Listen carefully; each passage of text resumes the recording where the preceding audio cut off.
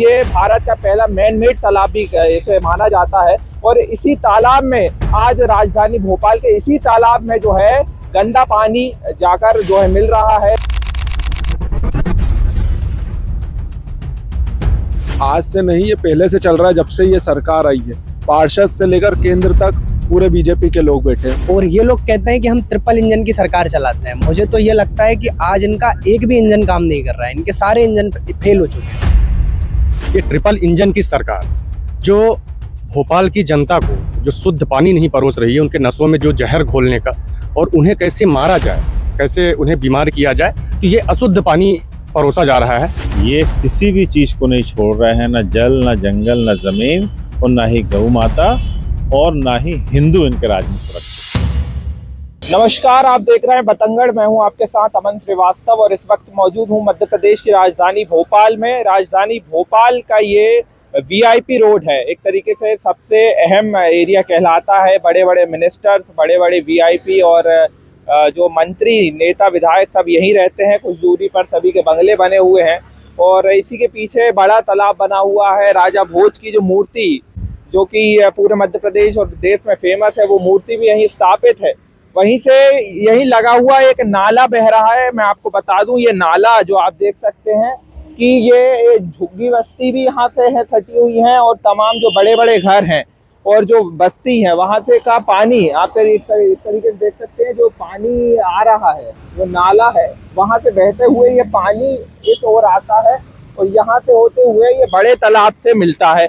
इसके नीचे जो है एक पाइप गया हुआ है, सुरंग गई हुई है, जिसके द्वारा ये नाली का पानी जो है सुरंग के द्वारा बड़े तालाब में पहुंचता है।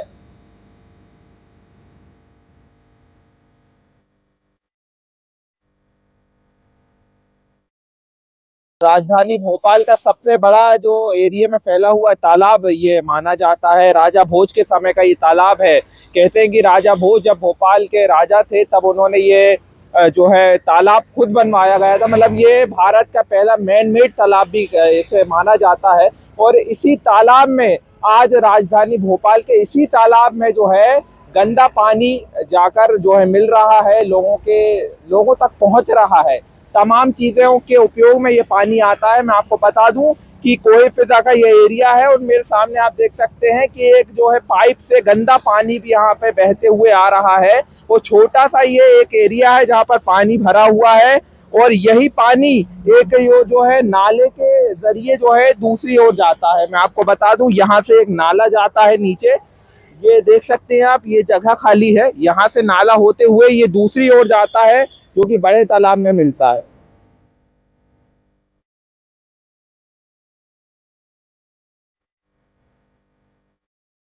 देखिए, साफ तौर पे नाले का जो गंदा पानी यहाँ से आता नज़र आ रहा है। वहाँ से हमने अभी ग्राउंड रिपोर्ट दी थी, आप देख सकते हैं। वहाँ से अब जो है वो पानी इस सुरंग से होते हुए ये बड़ा तालाब में मिल रहा है। गंदा पानी, एक तरीके से झाग वाला पानी। अंदाज़ा लगाया जा सकता है कि झाग से ही अंदाज़ा लगाया जा सकता है कितना गंदा पानी है और यही पानी कोने में आते आते कितना गंदा रूप ले लेता है। और साफ आप देख सकते हैं, बड़ा तालाब की ये रियलिटी है भोपाल की। ये आज की नहीं, ये हमेशा की घटना है। ये पहले ध्यान नहीं दिया जाता था और अब ध्यान दे रहे हैं, क्योंकि इंदौर में एक बहुत बड़ी घटना हुई जिसमें 22 से 23 लोगों की जान गई और 300 से ज़्यादा भी घायल अस्पताल में भर्ती है।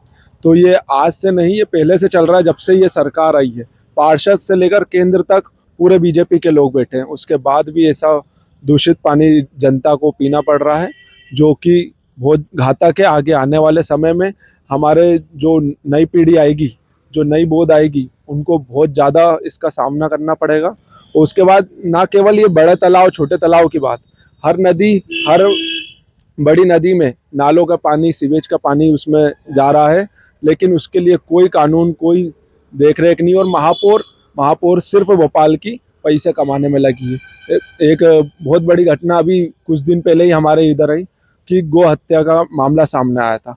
सिर्फ उसमें अपने आप को बचाने में लगी है, जो स्लॉटर हाउस चलाता था उसको बचाने में लगी है, लेकिन पानी दूषित चलता रहेगा, ये इसके लिए कोई कानून, कोई नगर निगम कभी भी आगे नहीं आया। आपका क्या कहना है, जो पानी अभी सीवेज का हो या गटर नाले का पानी जो है बड़े तालाब या तमाम जो तालाब है वहां तक फैल रहा है, तो क्या कुछ नियम उठाने चाहिए, कानून बनाने चाहिए? देखिए, आज के समय में ये तो हम सबको स्पष्ट दिख रहा है कि पहले इंदौर में कई लोगों की जानें गई, उसके बाद अभी भी अलग अलग जिलों में लगातार सूचना आती है, लगातार खबरें आती हैं कि कहीं दूषित पानी है। और दूषित पानी पीने से अभी महू में कुछ 25 से अधिक लोग भर्ती एडमिट हो गए। तो ये गंदा पानी जो सरकार पिला रही है लोगों को, इनका क्या कहना है, इनका क्या मानना है? क्या ये सरकार चाहती है कि यहाँ के लोगों की हत्याएं कर दी जाएं?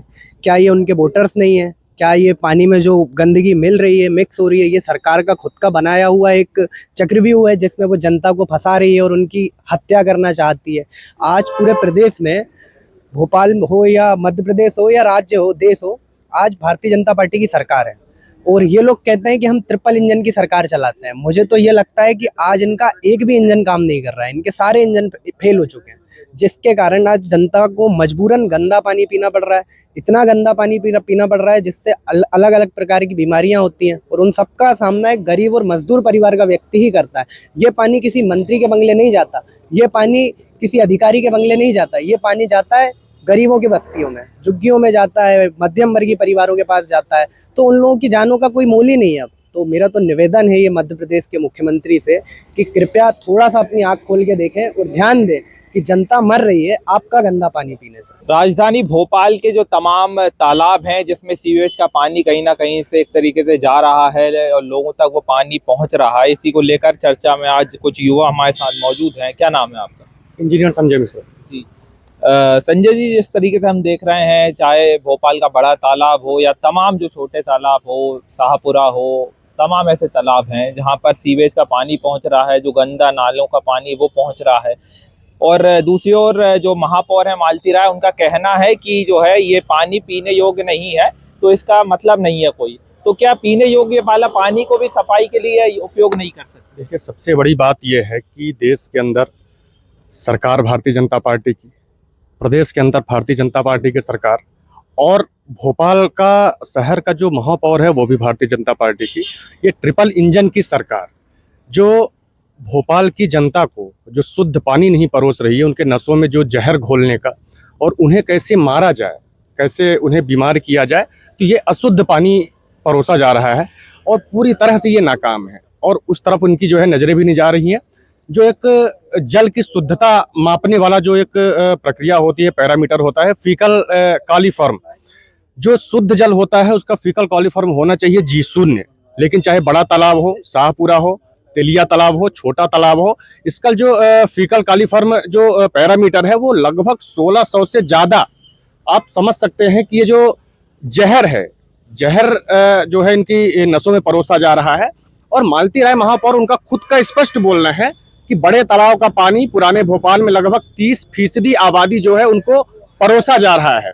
अगर आपके द्वारा ही ये शब्द बोला जा रहा है कि मतलब भोपाल के 30% आबादी को आप जहर परोसने का कार्य कर रहे हैं और आप पूरी तरह से विफल हैं, तो मेरा स्पष्ट निवेदन है कि भोपाल वासियों के जहन में, उनके रगों में आप जहर घोलने का कार्य न करें। कहीं न कहीं ये आप भोपाल की जनता को एक हत्या करने का भी प्रयास किया जा रहा है।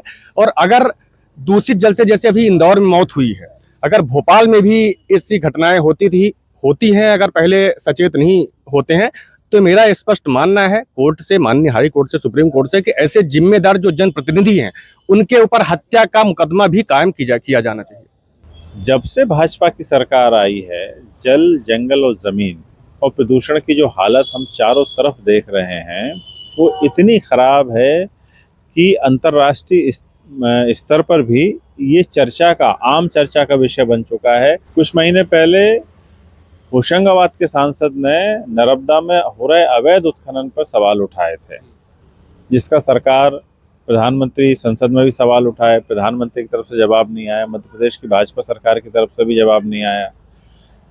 नर्मदा जो मध्य प्रदेश की जीवन दायिनी नदी है वो भी अपने उद्गम स्थल से सूखने लगी है।